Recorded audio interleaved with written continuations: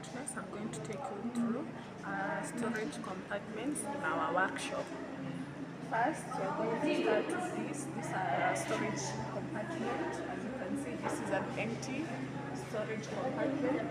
And then there is where we have stored our boards for doing pattern drafting. So this is another full storage compartment. Next,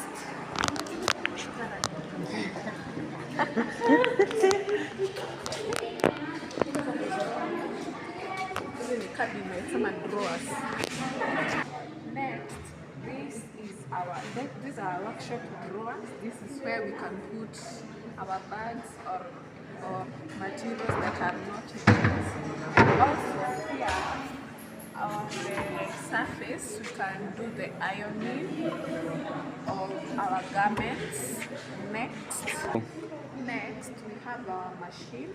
It has the drawers where we can put our scissors, our sewing equipment, and also another small storage area where you can put our buttons, like small items, tape measure, pins.